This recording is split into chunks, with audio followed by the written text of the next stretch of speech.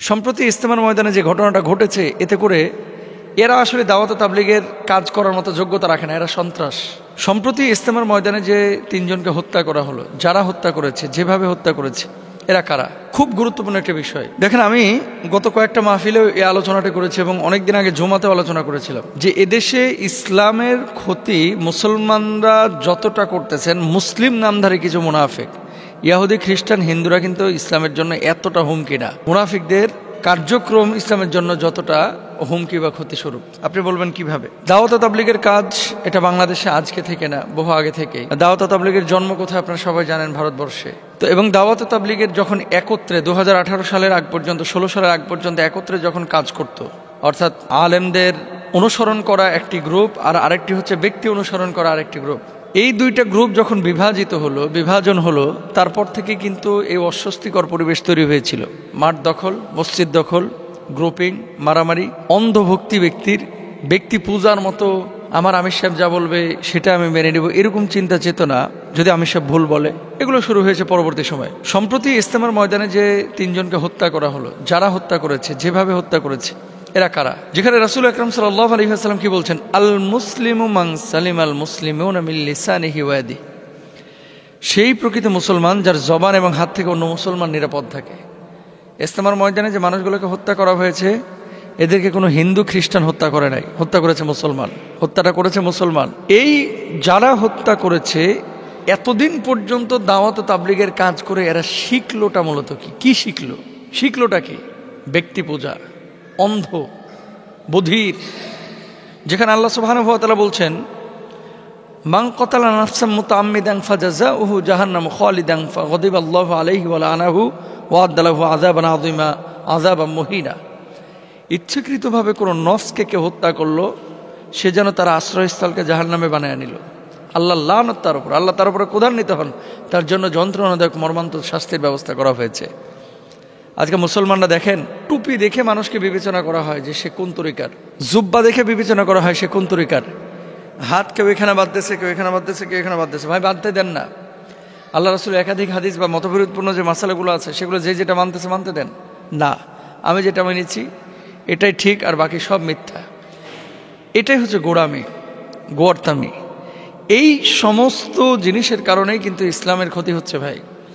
এখানে ইজতেমার ময়দানে যারা আমার মুসলিম ভাইদেরকে হত্যা করলেন, আন্তর্জাতিক মিডিয়ায় কি বার্তা গেল বলেন তো?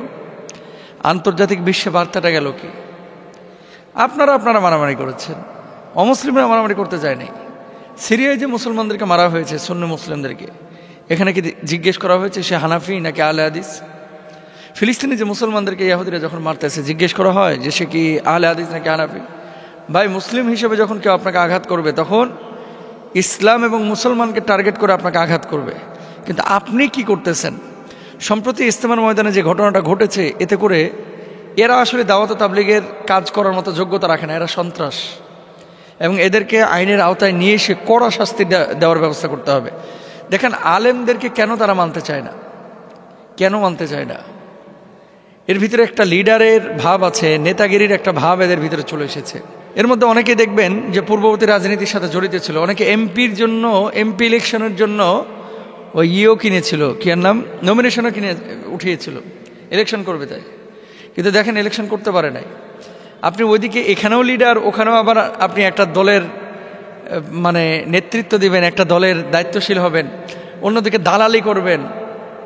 হ্যাঁ, আপার দালালি, চাচার দালালি, মামার দালালি, খালার দালালি, এই দালালি করে আপনি আবার এখানে বড় মুরব্বী সাজবেন। প্রত্যেকটা হত্যাকারী, যাদের ইন্ধনে এই হত্যাকাণ্ড ঘটেছে, এদের বিচার চাই আমরা। আর দাওয়াত তাবলীগের মেহনত, বাংলাদেশে জামাত ইসলামী বলেন, হেফাজত ইসলামী বলেন, বিভিন্ন জায়গায় কিন্তু গ্রুপিং দেখা যায়, কিন্তু এরকম হত্যাকাণ্ড খুব কমই দেখা যায়।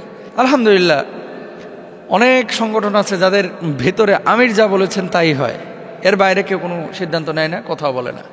আর যারা এই কাজগুলো করেছে, এরা অন্যায় কাজ করেছে।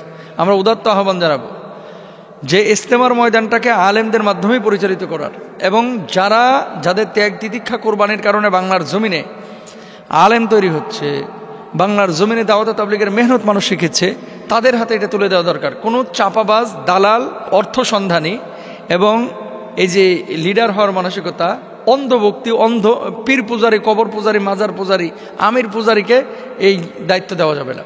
বরং দায়িত্ব আলেমদেরকেই নিতে হবে।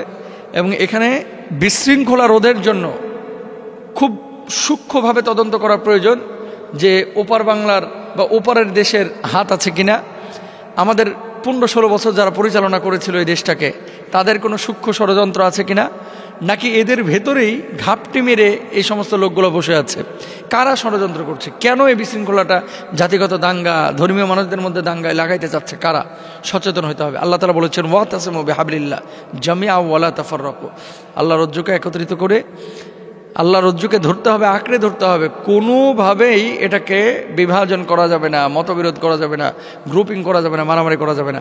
মুসলমানদের মধ্যে ঐক্য রক্ষা করা এটা কিন্তু ফরজ আপনার জন্য। আমাদেরকে মারামারি, হানাহানি এগুলো পরিহার করে আল্লাহ তাআলা একত্রিত হয়ে দাওয়াতি কাজ করার তৌফিক দান করুক, আমাদেরকে বুঝ দান করুক।